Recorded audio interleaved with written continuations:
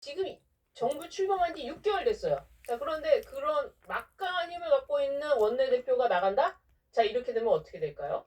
사실은 이 당이 흔들려야 되죠. 자, 그런데 이런 문제 언론에서 그냥 유야무야 넘어갑니다. 그러나 우리 뉴스 배송을 보시는 분들은 다 아시죠? 저게 어떤 의미인지. 정청래가 이재명을 치는 거죠. 이재명과 민주당은 연결고리가 없습니다. 그리고 이재명은 민주당 내에서 세력도 없습니다. 오로지 이해관계. 그래서 이재명이 확실하게 막 자리를 주는 거죠. 자기 동기 변호사들한테 자리를 주고, 그리고 막 김현지 갖다 쓰고, 그리고 김남국 갖다 쓰고, 막 이런 것들이 이해관계로 얽혀있기 때문인데, 이해관계를 얽히고 정치적으로 동지가 아니면 어떻게 되느냐?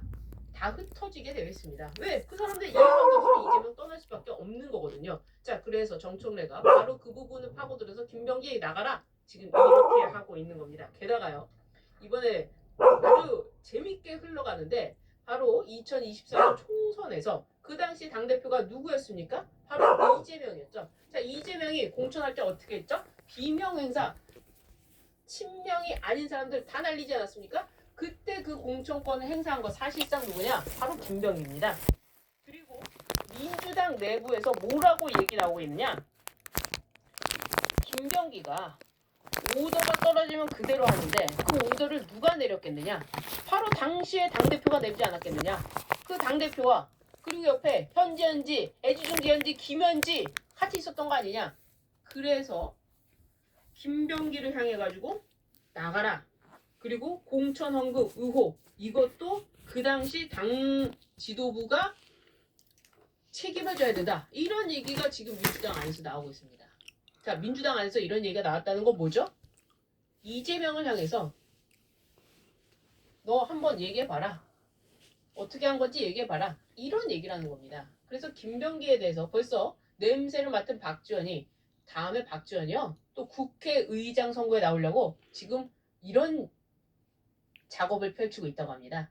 우원식 다음으로 자기가 국회의장 해보겠다고 박지원이 그러고 있대요. 박지원이 국회에 있는 것도 말이 안 되는데 국회의장까지 하겠다고 하니 정말 가관이지 않습니까? 이 박지원도 분명히 내보내야 되는데 박지원이 벌써부터 이재명이 아니라 김병기를 향해가지고 정청래 편에 서서 김병기한테 정치인이 억울해도 국민이 나가라면 나가야 되지 않느냐 이런 얘기하고 있습니다. 냄새를 맡은 거죠. 이 사람 무슨 냄새 맡은 겁니까? 권력 냄새 맡은 거죠. 그래서 정청래한테 줄 서는 거죠. 네, 이렇게 지금 내부에서 완전히 버려지게 되어 있고 차후에 분명히 재판 재개 문제 민주당에서 들고 나올 수 있다. 국민의힘에서 백날 얘기해봐야 무슨 얘기가 있겠습니까? 그러니까 민주당이 그걸 갖고 이재명한테 들이미는 거죠. 너 공천권 행사할 거야? 너 재판 재개 우리가 하라고 한다? 뭐 이럴 수도 있다는 거죠. 자, 그런 점에서 내부 분열을 우리가 지켜보면서 어떻게 되냐? 국민의힘은 그것을 더 파고 들어가지고 김병기 원내대표 더더욱 공격해야 되고 정청래를 향해 가지고 너 더 이재명 치라고 계속 공격을 해야 되는 겁니다.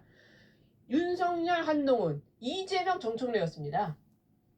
그런데 뭐 저들이 저렇게 뭐 탄핵까지 가겠느냐라는 생각이 들지만 어쨌거나 장동현 대표가 지방선거 승리를 위해서 당내 통합 건립들이 있다면 먼저 제거되어야 된다. 이렇게 이야기를 했습니다. 그러니까 한동훈계는 정리를 해야 되겠죠. 그래서 제가 말씀드렸죠. 오세훈이 신년 벽두 새벽부터 장동혁 대표를 향해서 참을 만큼 참았다. 뭘 참았다는 겁니까? 계엄에 대해 사과하라? 계엄을 뭘 사과합니까? 계엄은 대통령의 비상대권으로 할 수 있는 것이고 그리고 그에 대한 절차도 다 거쳤던 겁니다. 탄핵이 잘못된 거죠. 자, 그렇게 해서 어쨌거나 장동혁 대표를 향해서 오세훈이 그런 얘기를 했는데 그럼 오세훈 네가 나가라. 이준석과 함께 손잡고 개혁신당의 후보로 나와라. 그러지도 못할 거면서 왜 말이 많느냐? 한동훈계도 마찬가지예요. 나가서 싸우라 이 말입니다. 자, 그런데 이런 상황 속에서 그럼 국민의힘 지는 거 아니냐? 그런 생각 하지 말라는 겁니다. 개혁신당도 저렇게 남아있는데 왜 국민의힘 이 다수당을 가지고 다수석을 가지고 왜 그렇게 먼저 벌벌 떱니까? 싸워보지도 않고 해보지도 않고 질 걸 뻔하다 하면서 연대설만 얘기합니까? 자강해야죠. 그래서 나경원 의원이 제가 말씀드렸잖아요. 지방선거 오세훈 개혁신당으로 나가고 우리는 우리 후보 내면 된다. 국민의힘은 나경원 후보 내면 된다. 했는데 아니나 다를까 나경원 의원이요. 오세훈 후방에서 공개 운수 비겁하다. 그리고 오세훈한테 계속 이 내부 공천 내부에서 졌는데 한번 이겨보고 싶다 이런 얘기를 해서요.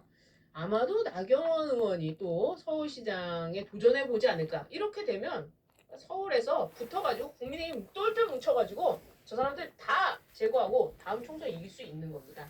그런 점에서 여러분 진짜 우리가 더 신명나게 싸워야 되지 않을까요? 그런 생각을 하면서 오늘 방송 여기까지 마무리하도록 하겠습니다. 나가시기 전에요. 구독 버튼 눌러주시고요. 좋아요 버튼, 응원의 댓글도 많이 남겨주시길 부탁드립니다.